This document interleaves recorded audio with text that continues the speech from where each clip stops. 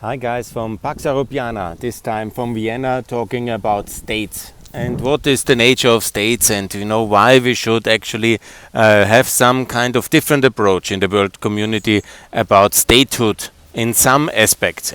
Obviously, I'm completely against the change of borders, just to make that very clear. And we should be very careful what kind of states to recognize and what kind of states should be encouraged to dissolve.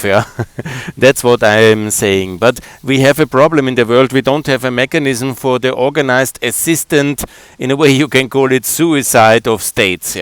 Because some states, unfortunately, the way they were created in the imperial times and in the post-colonial world order of the Cold War, they are not functional.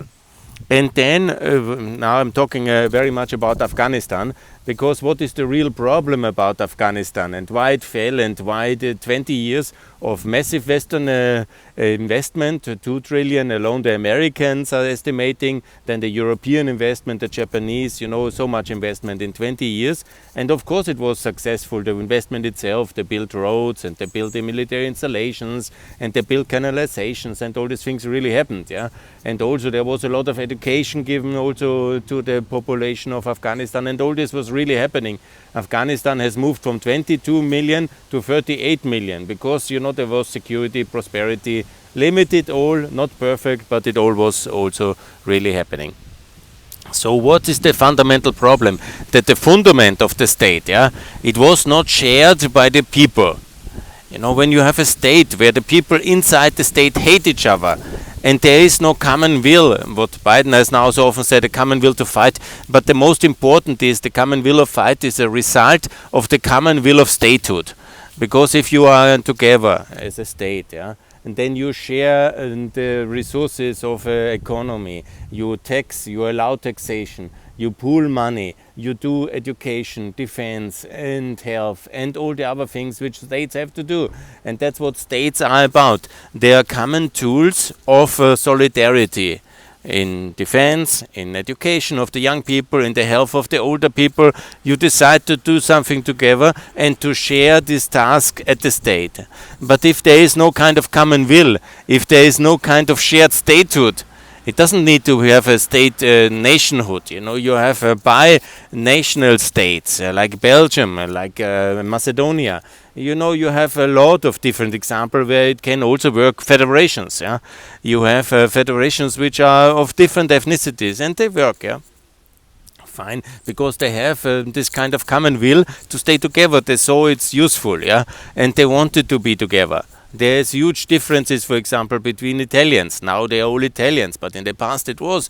And also between Germans. And they then decided to stay together. It turned out also in both cases to be very problematic later.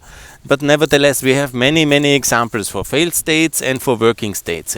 After World War II, we somehow have this dogma that there should be no change of borders. I agree. But never forget, the United Nations was created by 51 states, and gradually also the losing nations could then join, and then more and more states developed out of the British Empire, out of the French Empire, the Portuguese Empire, the Dutch Empire. They all fell, and then new states developed mainly in Asia, in Africa in that period. And also we have a lot of new states insofar that after the end of the Soviet Union, the Soviet Union turned into 15 states. The Eastern European states, they all became in a way new states ultimately, new regimes. And Czechoslovakia separated, Yugoslavia fell apart. And I don't say it's a very good process. I'm not advocating it automatically. But in case where one ethnic group, like say the Serbs, they dominate the rest by brutality, or the Russians in the Soviet Union, based on some ideological input as well, but they dominate the rest, then it's not a viable option. Why should such a state have the support of the international community? if it's just an instrument of one majority for religious or ethnic or political reasons to impose their specific worldview on the rest by physical force and kill everybody else, and that's of course, why should we invest blood and treasure into keeping such states up? Just to turn them into kind of gigantic refugee camps, not to have the people moving? That cannot be the ultimate ratio of such a kind of decision. We don't have, and mostly most states in the world are stable. Of the close to 200 states which we have, most of them are stable and they will be for the long term. Like most of the states in the Americas, yes, most of the European states, I would say all of them, with the exemption of Russia, are now reached the optimal statehood level where there is the backing of the population. Russia is a different topic. China is a different topic. Both are ancient empires where one group of people suppresses the rest. Yeah? Of course, in the case of China, it's a lot of one nation suppressing a few of the rest. Yeah? And it's similar also the reason in Russia, where there's probably 110 million Russians and 30 million of the rest. Yeah? But that's not very sustainable as well. And the periphery states, we have seen that in Chechnya, and what the Russians did then twice once the Chechens wanted to leave, and they have killed them in 96 and in 99 and ongoing. So we are in that kind of situation. So there will be a lot of new states, but there will be, my estimation, it's about 250 is the optimal statehood level. And just to get it right, because many things are totally confused, there is no level of statehood, no reason for statehood for Scotland, for Catalonia, because there is freedom there and there is human rights. It needs a real suppression, a real physical, like Milosevic trying genocide and committing genocide in Bosnia, in Kosovo. That's then the level also for international intervention to be justified. But we have very clear cases. Syria is the first case. It's time to recognize the free eastern state of Syria. It's already since 2012 more or less run by this autonomous republic, but we have not agreed to recognize it because of Turkish pressure, Iranian pressure, and this kind of dogma that a state shouldn't be recognized. But should we force them to live under Assad and to be then killed again? Obviously, now it's the time after the fall of Kabul to make at least something good for the Eastern Syrians. Recognize them as a new state and support them systematically.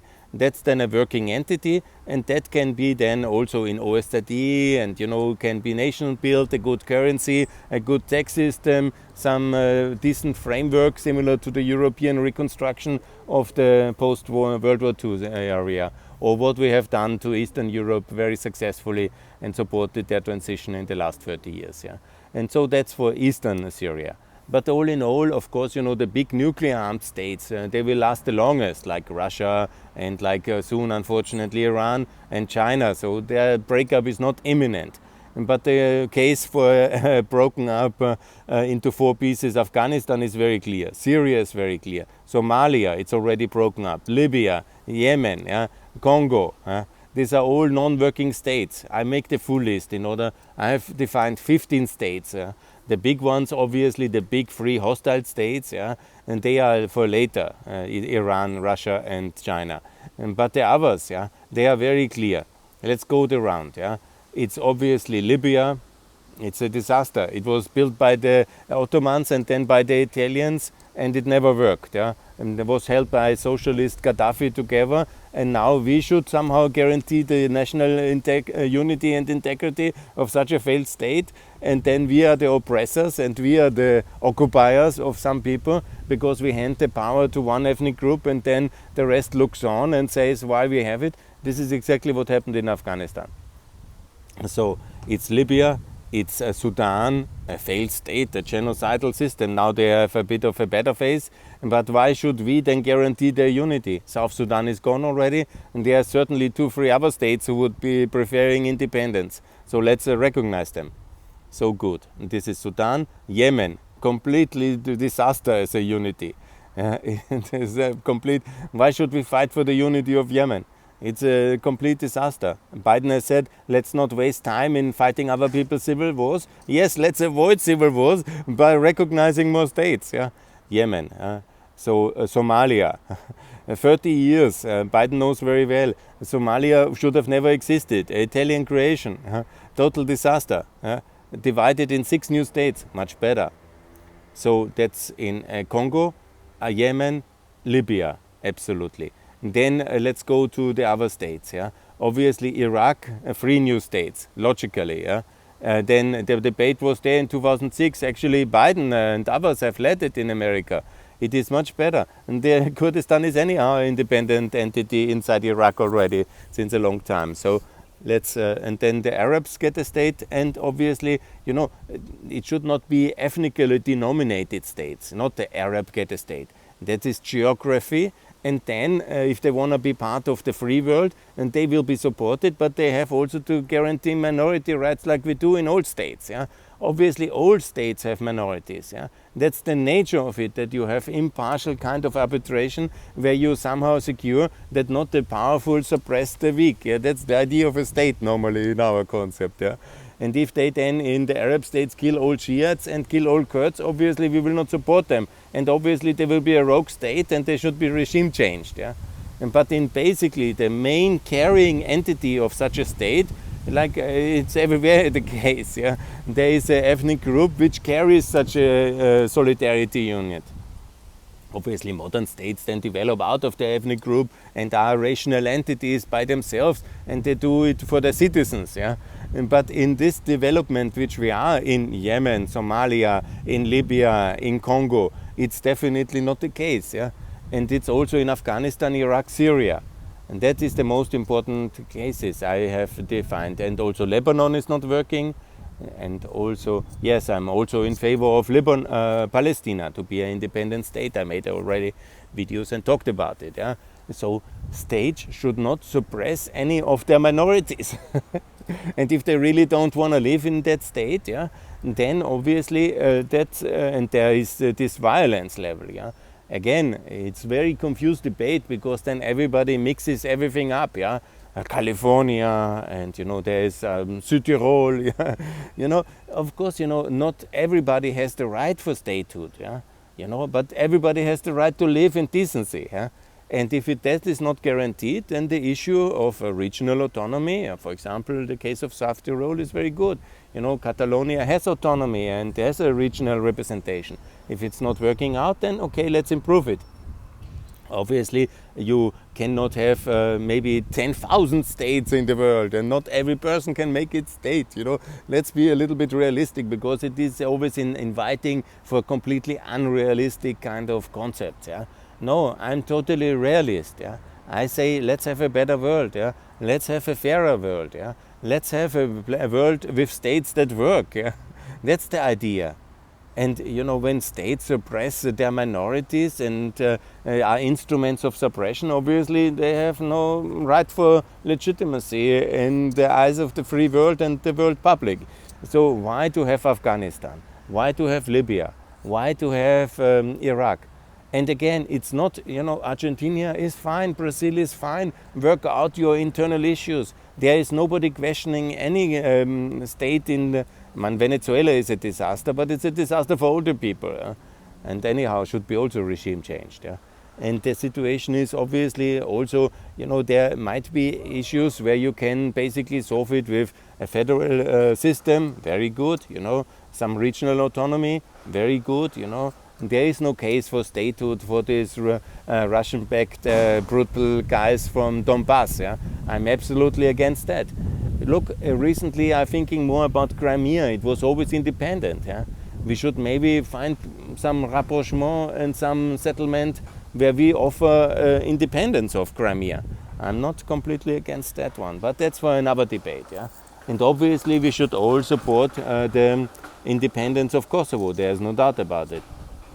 And no, it's not a recipe for the Third World War. It's actually a very decent philosophy of mine. I have always promoted it. And I will also promote the breakup of the Russian state if it continues to be run so badly. But obviously for the Chinese and for the Russians, that's a big thing. And that's not so easy. But that's a bigger topic, obviously. I'm in principle in favor of a federal China, of a federal Russia. And if there is the way for federalism, yes, very good. But if there is no way and there is only brutality and there is only Taliban kind of, or Assad kind of central force, military power to suppress everybody else in the religious, ideological or ethnic domination of a specific group, and then such states, they have no right to be in the UN. I mean, and it's not everybody in the world whose statehood must be questioned. No, no, it's 200 states, and of them it's just 15. And these are anyhow the most fragile and most desperate places. And it's not that we have not done it in the past, and there was not the case. It's the Austria where I'm broadcasting from. It was a big empire, now it's 10 successor states, everybody lives much better. And so you can say it about Yugoslavia, about the Soviet Union. Obviously, it's much better not to have the Soviet Union or Yugoslavia. And only the few who were in power in the past, suppressing in the name of Yugoslav socialism and in reality of the Serbian kind of greater Serbian ideology, everybody else, they think, oh, it was actually good, we were in charge, it was working fine for us and for our children. But the rest was obviously out there in the streets and having nothing of it, but maybe the physical force petered out by the central authorities. So Yugoslavia is no more, much better. And Soviet Union is no more, much better. And Afghanistan shouldn't be. It is a typical case of a state created by the British Empire, partially with the help or partially as a reaction to the British Empire taking over India. So there's various groups there, they have united in the Afghan Empire as a response to the great game between Russia and then China, because you can tell always then to everybody who doesn't really want to be governed by Kabul, you can tell, if you're not with me in Kabul, you will be swallowed by Britain or by Russia. So then, of course, it is a reaction to the British Empire. And then it was overrun partly by the British Empire and various efforts or not, and then it was basically when the British Empire dissolved, then the Soviet Union was big time there, and either it was a reaction to the Soviet Union or later they occupied by the Soviet Union, then the Taliban took it over, and then the Americans and we basically guaranteed, because the first thing when you in 2001 obviously you control the borders and the customs, and that's what the Americans did. And then you are the guarantee power of the territorial integrity, and then for a lot of people you are perceived as responsible for the suppressive system which one ethnicity peters out against the rest. What the West is then doing in Iraq and Afghanistan is the best example, because in Syria it only became a reluctant later intervention after 2012 in the East. But in these two countries then it's trying to build up a just system.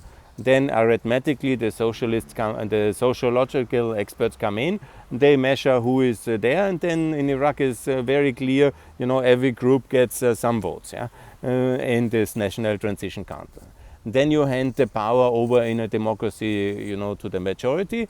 Then the majority is obviously from the biggest group, and then they say, basically, the winner takes it all the jobs for us, all the oil money for us, all the positions and the procurement and everything. Why should we share with you guys?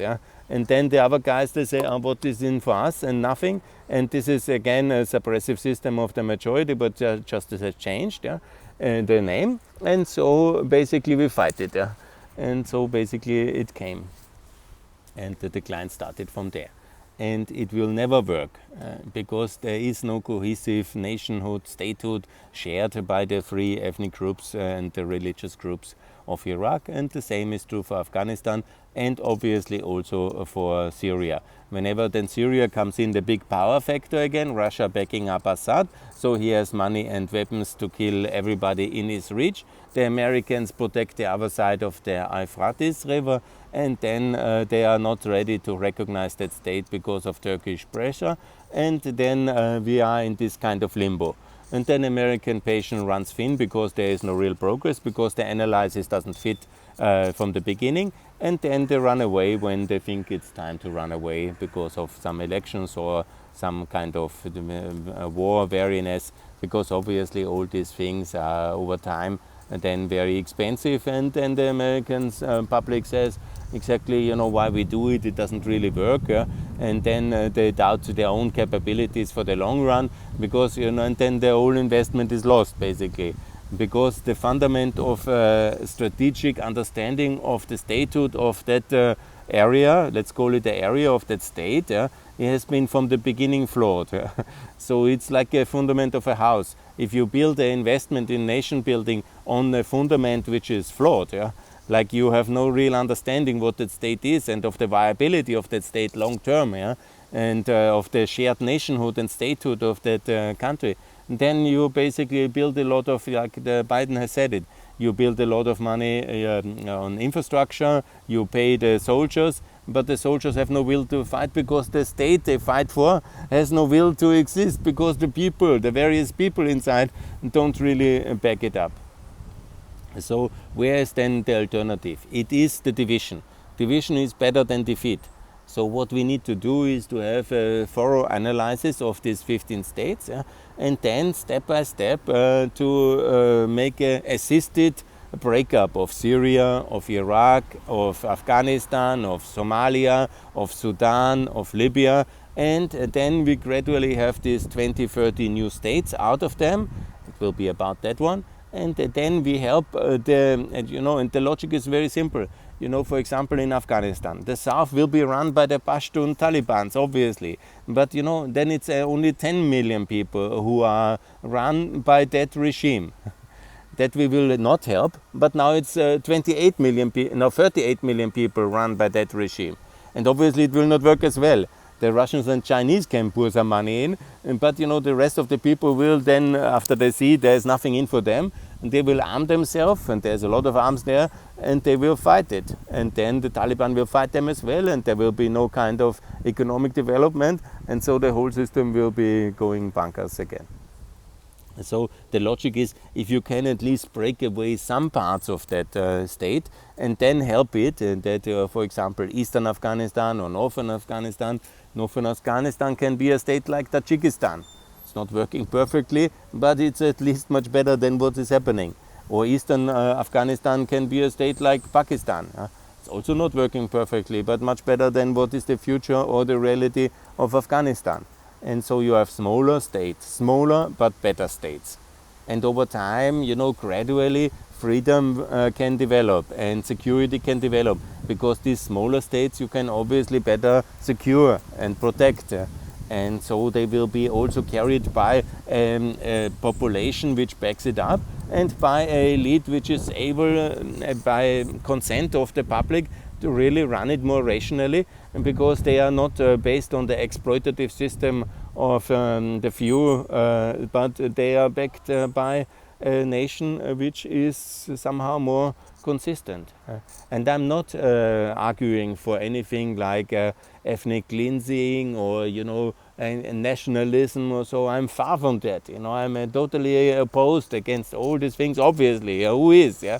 But, you know, and I'm against population exchanges and all these things, and that was I excused already about it, yeah. But I'm for working states. The states is and will be for the long term, and together with regional integration systems and the UN, it will be the main basis of governance. Together with regions and all these things, but states must work.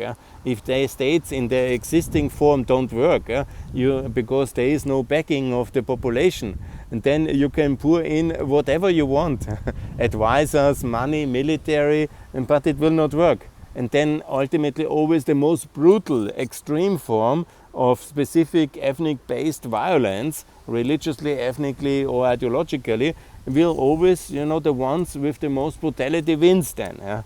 And then can suppress for some years the rest until they are so upset that they organize themselves and the mess continues.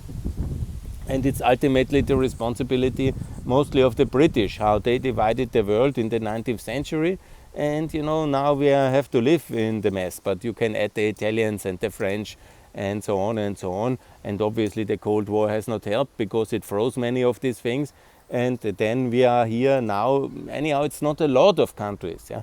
But these countries, they really are creating a lot of instability in the world. and so we should not back exactly these 15 countries. Their territorial integrity is not a strategic aim for the free world, and we should really refrain ourselves to be turning from liberators, which we were in Iraq and in Afghanistan and in many other places, and support us obviously for nation building and reconstruction. Then we turn into occupiers, because we are suddenly then the status quo force, and the anchor force of the stability of such states.